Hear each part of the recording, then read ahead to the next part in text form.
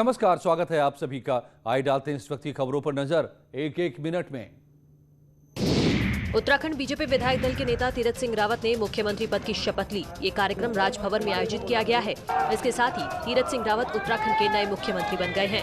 मैं तीरथ सिंह रावत ईश्वर की शपथ लेता हूँ कि मैं विधि द्वारा स्थापित भारत के संविधान के मैं भारत की प्रभुता और अखंडता अक्षुण्ण रखूंगा। इससे पहले राजभवन में राष्ट्रगान की गूंज सुनाई दी और भारत माता के जयकारों की गूंज सुनाई दी। दरअसल मंगलवार को त्रिवेंद्र सिंह रावत ने मुख्यमंत्री पद से इस्तीफा दिया था, जिसके बाद कई नामों को लेकर सियासी कयास लगाए जा रहे थे। लेकिन विधायक दल की बैठक में तीरथ सिंह रावत के नाम पर मुहर लगी, जो अब उत्तराखंड के नए मुख्यमंत्री बन गए हैं।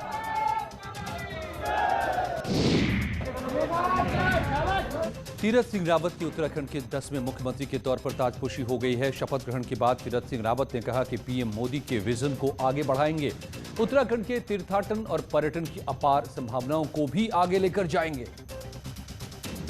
मोदी जी का जिस तरह विजन है, सबका साथ, सबका विकास, सबका विश्वास, आम जन को विश्वास में लेते हुए आगे बढ़ना, काम करना, यह मेरा उद्देश्य रहेगा। उत्तराखंड का चौमुखी विकास हम करेंगे और पूर्व मुख्यमंत्री ने जिस तरह काम किए हैं और जिस तरह विकास किया उसको भी आगे बढ़ाने का प्रयास रहेगा। लेकिन हाँ, इतना जरूर है कि मेरे मन में यहाँ का जो पर्यटन है, यहाँ का जो तीर्थाटन है, यहाँ का स्वास्थ्य चिकित्सा, उसको ठीक करने का काम हम करेंगे। उधर पूर्व मुख्यमंत्री त्रिवेंद्र सिंह रावत ने कहा कि वो तीरथ सिंह रावत के साथ मिलकर सरकार के काम को आगे बढ़ाएंगे, जिससे 2022 में बीजेपी एक बार फिर से उत्तराखंड में प्रचंड बहुमत से जीत हासिल कर सके। मैंने बहुत बेहतर करने की कोशिश की है और जो मुझसे मेरी समझ से, मेरी युक्ति से, मेरी बुद्धि से जितना भी मैं अच्छा कर सकता था, मैंने वो प्रयास किया है। अगर हमको 2022 में सरकार बनानी है तो मैं जानता हूं कि मुख्यमंत्री के साथ हमको उसकी बैकबोन बनकर खड़ा होना होगा। जो संबंध, जो काम सरकार के नाते मैंने इस 4 साल में किए हैं, मैं जनता को उससे अवगत कराऊंगा। गढ़वाल से सांसद तीरथ सिंह रावत राज्य के 10वें मुख्यमंत्री हैं। ये फैसला बीजेपी विधायक दल की बैठक में लिया गया। इस बात का ऐलान कार्यवाहक मुख्यमंत्री त्रिवेंद्र सिंह रावत ने किया। अपना विधानमंडल का नेता चुनने का निर्णय लिया है। तो हमारे बहुत वरिष्ठ कार्यकर्ता हैं और मेरे साथ वो विचारक भी रहे, संगठन मंत्री भी रहे। सब लोग सोच रहे हैं कि कौन ऐसा हो सकता है। उन्हें ये कार्यकर्ताओं को मौका दिया है।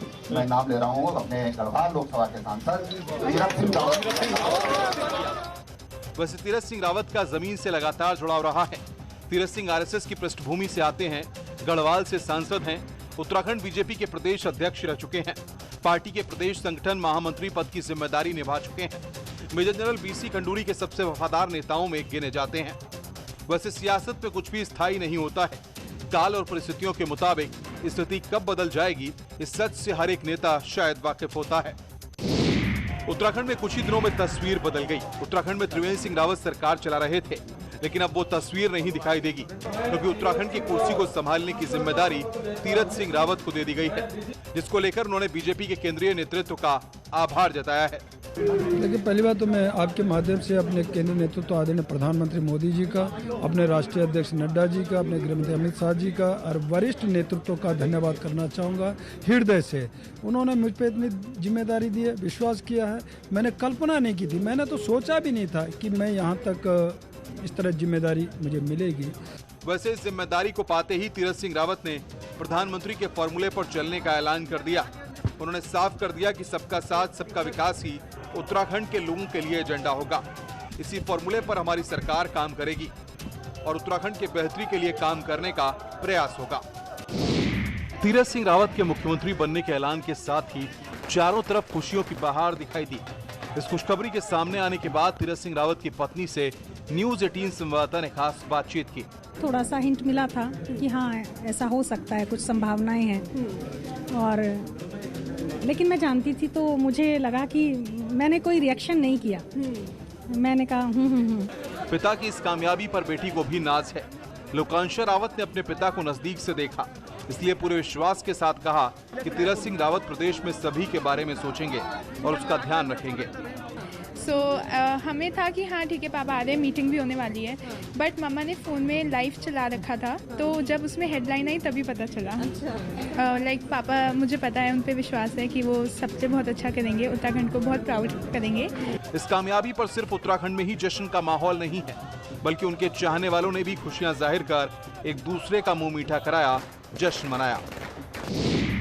मुख्यमंत्री बनने की खबर जैसे ही तीरथ सिंह रावत के गृह क्षेत्र सतपुली और कोटद्वार पहुंची, लोगों ने जमकर जश्न मनाया। तीरथ सिंह के समर्थकों ने कोटद्वार और सतपुली बाजार में पटाखे फोड़कर एक दूसरे को मिठाई खिलाई और खुशी जाहिर कर शुभकामनाएं दी। हमारे केंद्रीय नेतृत्व ने जो भी तीरथ सिंह रावत पर विश्वास किया है, तीरथ सिंह रावत उसके बहुत खरे उतरेंगे। जमीन से जुड़े कार्यकर्ता हैं, आज उनको सम्मान दिया, बहुत बधाई की पात्र है और नरेंद्र मोदी जी को बहुत बधाई। तीरथ सिंह वर्तमान में गढ़वाल से सांसद हैं, लेकिन उनका नाता गढ़वाल के श्रीनगर से पुराना रहा है। तीरथ सिंह रावत ने गढ़वाल यूनिवर्सिटी से छात्र संघ अध्यक्ष का चुनाव लड़ा, जहां से उनकी सियासी पार्टी शुरू होती है। ऐसे में तीरथ सिंह रावत के मुख्यमंत्री बनने पर श्रीनगर में भी जमकर पटाखे फोड़े गए और लोगों ने डांस कर जश्न मनाया। योगी आदित्यनाथ सरकार लगातार बुंदेलखंड के विकास में अहम भूमिका निभा रही है। पानी की समस्या से लोगों को निजात दिलाने के लिए कई योजनाएं चला रही है। यही कारण है कि मुख्यमंत्री योगी ने एक साथ बुंदेलखंड के महोबा, बांदा और चित्रकूट का दौरा किया और अधिकारियों से विकास कार्यों को लेकर जमीनी हकीकत को समझने का काम किया।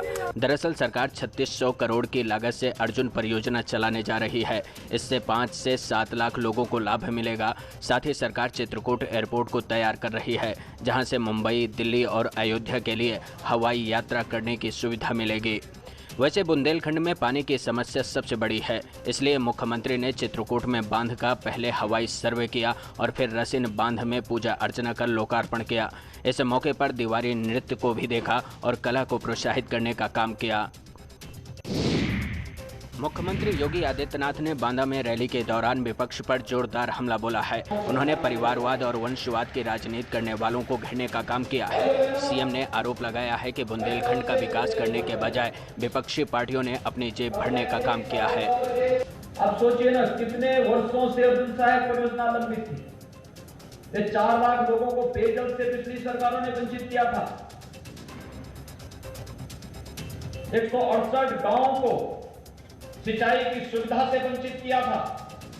15,000 हेक्टेयर की सिंचन की क्षमता और 44,000 हेक्टेयर की नवसृजन की क्षमता को पिछली सरकारों ने अपने कर्मण्यता के कारण यहां पर नहीं होने दिया था।